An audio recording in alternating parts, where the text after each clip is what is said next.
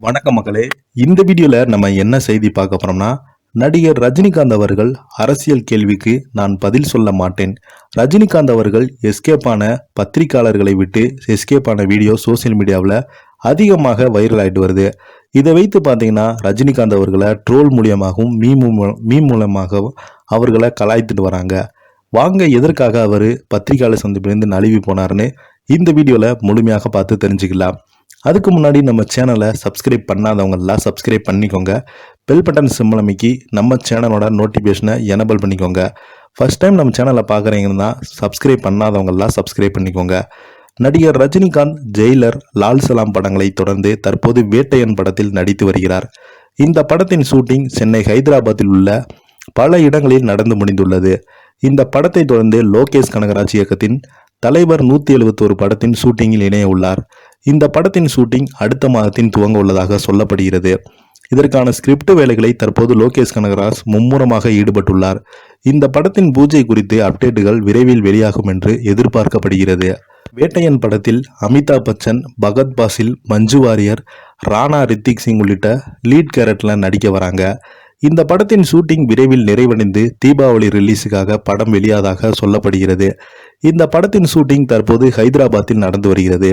கடந்த சில தினங்களுக்கு முன்பு இந்த படத்தின் ஷூட்டிங்கிற்காக ஹைதராபாத் புறப்பட்டு சென்ற ரஜினிகாந்த் படத்தின் ஷூட்டிங் 75% நிறைவடைந்துள்ளதாக தெரிவித்திருந்தார். இந்த நிலையில அடுத்த படத்தின் வேலைகளும் விறுவிறுப்பாக நடந்து வருவதாக ரஜினி அவர்கள் அந்த பத்திரிகையாளர் சந்திப்பில் சொல்லியிருந்தார். நடிகர் ரஜினிகாந்த் அவர்கள் அடுத்தடுத்த படங்களில் இணைந்து நடித்து வருகிறார். இந்த வயதிலும் சுறுசுறுப்பாக நடித்து வரும் ரஜினிகாந்த் இளம் தலைமுறை நடிகர்களுக்கு மிகுந்த உத்வேகமாக காணப்படுகிறார். கடந்த ஆண்டில் அவரது ஜெயிலர் படம் சன் பிக்சர்ஸ் தயாரிப்பில் வெளியான நிலையில் கடந்த மாதத்தில் அவர் மூத்த மகள் ஐஸ்வர்யா ரஜினிகாந்த் இயக்கத்தில் லால் சலாம் படம் வெளியானது. கிரிக்கெட்டை மையமாக கொண்டு வெளியான இந்த படம் கலவையான விமர்சனங்களையும் பெற்றது. இந்த நிலையில தற்போது டிஜே ஞானவேல் இயக்கத்தில் வேட்டையன் படத்துல நடிச்சு வராங்க. இந்த படத்தின் ஷூட்டிங் பார்த்தீங்கன்னா 75% நிறைவடைந்துள்ளதாக தனது சமீபத்திய பேட்டியில் குறிப்பிட்டிருந்தார். கடந்த சில தினங்களுக்கு முன்பு வேட்டையன் படத்தின் ஷூட்டிங்காக ஹைதராபாத்துக்கு புறப்பட்ட ரஜினி விமான நிலையத்தில் செய்தியாளர் கேள்விக்கு பதிலளிக்கையில் இதனை குறிப்பிட்டிருந்தார். தொடர்ந்து தலைவர் 171 படம் குறித்து பேசியிருந்தார். தொடர்ந்து தமிழக அரசு குறித்து, நாடாளுமன்ற தேர்தல் குறித்து கேள்வி எழுப்பப்பட்டது. அதற்கு பதிலளித்த ரஜினிகாந்த் அரசியல் கேள்விக்கு நான் பதில் சொல்ல மாட்டேன் என்றும் உறுதியுடன் கூறிவிட்டு காரில் ஏறி புறப்பட்டு சென்றார்.